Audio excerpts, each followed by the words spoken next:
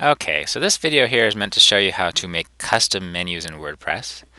For many users, the default menus will work perfectly fine. And as I've stated in the past, is that when you create new pages in WordPress, they automatically get added to your menu. And you can control a little bit about that. The default ordering is for it to be in alphabetical order, but you can use those order numbers that you set when you're either creating or editing a page to control the exact order that they show up in the menu. You can also use the parent-child relationship that you can specify when editing or creating a page to make submenus on your default menu. However, sometimes you're going to need to do things that are a little more complicated than that. So, for example, you may want to set up a link to a particular category of posts on your menu. That'd be something you can do with a custom menu. Or even more commonly, you might want to link to some external website outside of your site, and adding a link to your menu to external site is something you can do with a custom menu as well. So on this site right now, this training site, I created an About Me page, which really is just a blank page. I created a workshops page, which would just have general workshop information, just to have some pages to work with. And then, of course, the home page is the blog page of the site, and the way I have it configured right now. So if you want to create a custom menu, however, then you're going to go to your dashboard, and then you're going to go to Appearance, and then Menus. Now from here, you will have the option to create a menu and then assign it to a location in your site. And some themes in WordPress have multiple menus that you can assign to, whereas others have just a single menu. In this case, our site has just a single menu location that you can create, or at least this theme that I'm currently using. If you're using a different theme, you may have different options. But as far as how you create the menu and assign it to a location, it's going to be the same. Okay, so what we have here is just the default stuff that's coming up, which is just automatically just adding all my pages to this menu here. I can name the menu whatever I want. This is just for your own personal use so you can identify the menu. If you're only going to ever have one menu, usually I just call it something like main menu or something like that, but it really could be whatever you want. It's just how you identify it.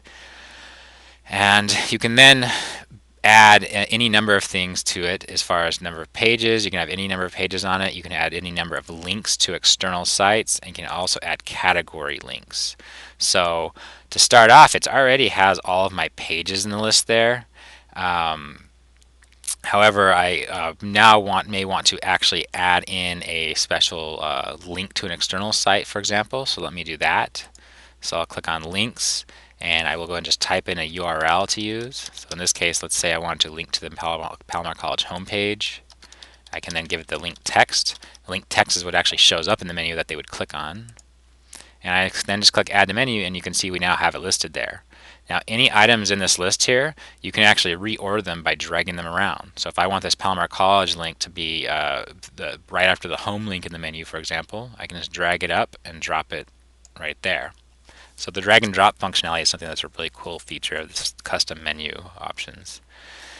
Another thing I can do is I can create submenus just by indenting them. So for example, right now the way it's set up is these are all going to be listed on the first level of the menu.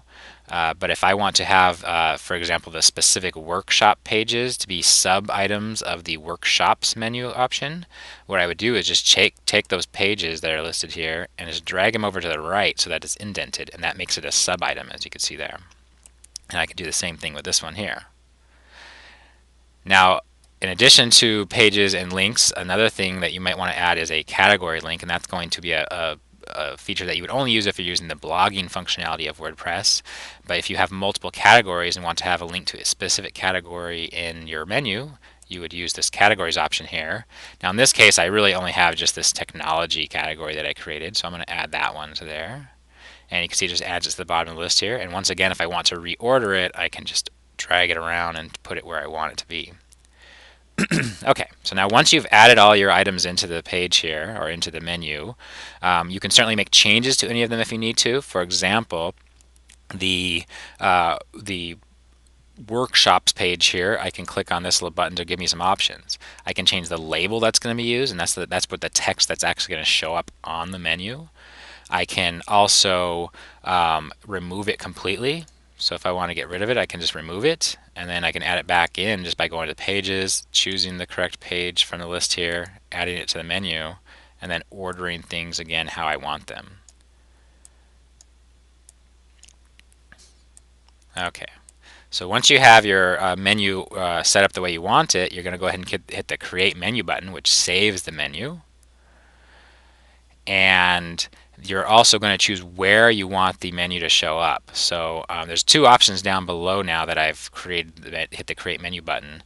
I have the option to specify whether I want to auto add pages, and that means that every time I create a new page, that it's going to add it to this menu automatically. Some of you may want that, some of you may not. If you don't choose that option, it means whenever you create a new page, you're going to have to come back here and add it specifically through one of these options here. If it auto adds it, it'll just tack it on to the end of the menu.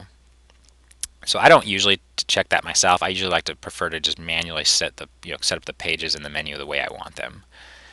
The other thing you're going to need to do, which is much more important, is specify the theme location. As I mentioned before, the current theme that I'm using only has one location. That's the navigation menu that's at the top of the site, or towards the top of the site at least. And to add it to that section, I would just click on the checkbox here for navigation menu, and your theme may have a different number of locations and different names of locations. But once I do that, I can go and save the changes I've made. And now if I go back to the site and refresh, we'll see this new menu that I created. And so the cool thing about this menu is instead of just showing the pages I have, it's going to give me a link to the Palomar College homepage that I can click on.